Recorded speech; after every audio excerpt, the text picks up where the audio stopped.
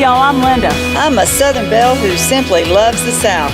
As a professional landscape designer, horticulturist, and home builder for over 20 years, I'm constantly inspired by the beauty, fragrance, and form of Southern gardens, along with the architecture, heritage, and charm of the cities and homes.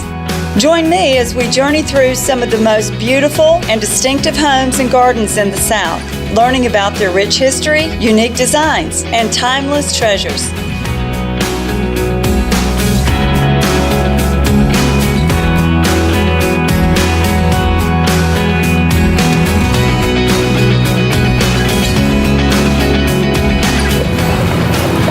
We're in beautiful Charleston, South Carolina. I'm so inspired every time I come to the city. It has so much beauty, charm, culture, and rich history. We're on the Battery, approaching the Palmer House, better known as the Pink Palace.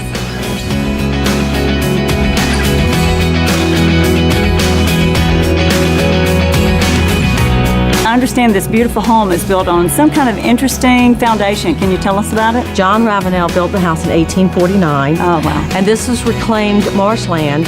So they built the house on a bed of palmetto logs. They're in a lattice formation under the house. Wet palmetto logs never rot.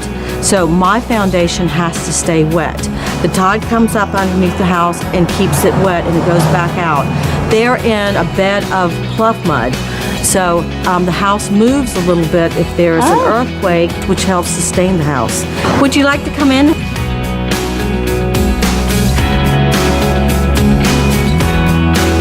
Oh my, this is beautiful.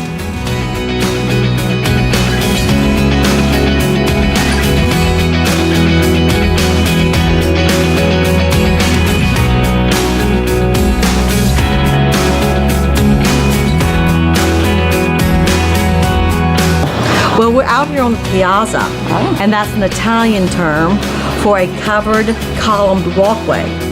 Now it's time to go just around the corner to Meeting Street to the Nathaniel Russell home, which when it was built in 1808 was considered one of the most luxurious homes in America.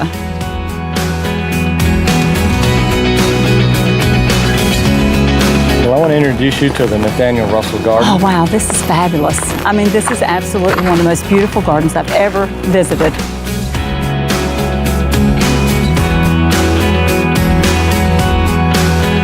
Can't you see us with a glass of wine walking through here on a candlelight? Yeah. We're at the Nathaniel Russell House Museum.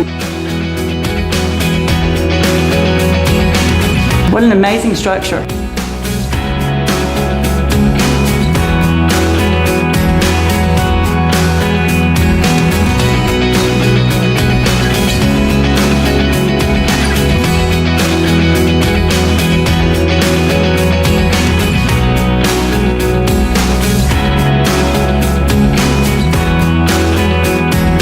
It's time to leave historic downtown Charleston in all its grandeur, elegance, and charm, and head to some of the most incredible plantations and gardens on the Ashley River. Our first stop is home to the oldest landscaped garden in America, Middleton Place.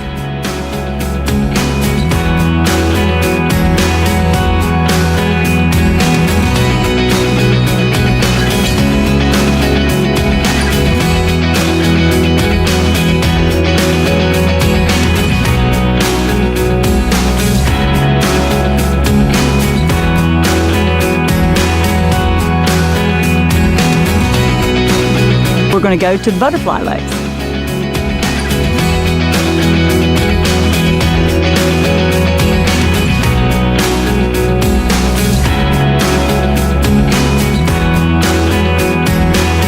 We were talking about that famous landscape architect, Andre Lenotre, that designed the gardens at Versailles. And a feature like this would have been common in his gardens with the geometric shape, the vista that it creates, and also creating a water mirror.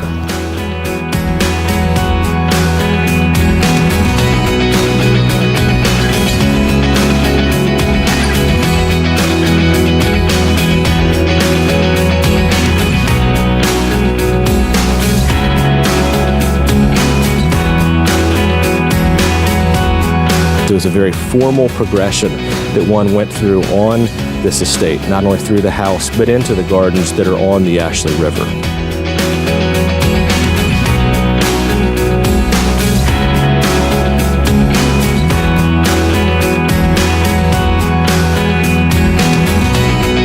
see paint that dates to the 1880s, original woodwork from the 1740s, and even a plaster ceiling overhead that dates to the 1740s. Now see, this room would inspire me for many reasons, both interior and exterior, because I could use some of the motifs that they have in the mahogany florets on the wall, as well as the plaster ceilings, and I would use those same designs in the gardens, which would be rather interesting. Where was that pattern after? So the mantel and overmantel in the Great Hall comes from a book titled The Designs of Inigo Jones. Well, now we're off to the final stop on our tour, Magnolia Plantation and Gardens, home to not only one of the most unusual entranceways you will ever see. The original part of the house was a hunting lodge that the Reverend owned up in Dorchester County.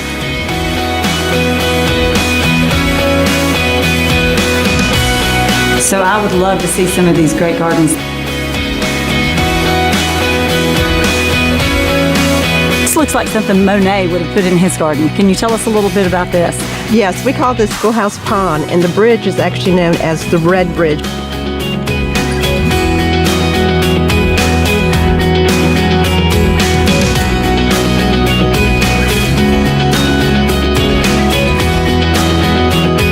Wow, talk about romance. This is incredible. Look at the color here with the azaleas.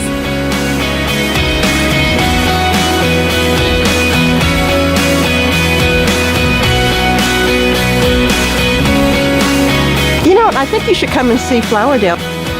It was established in 1685. Oh, wow. That has to be one of the oldest in the country. It is. This is actually the oldest garden in the United States. Makes you really appreciate this special space. It does.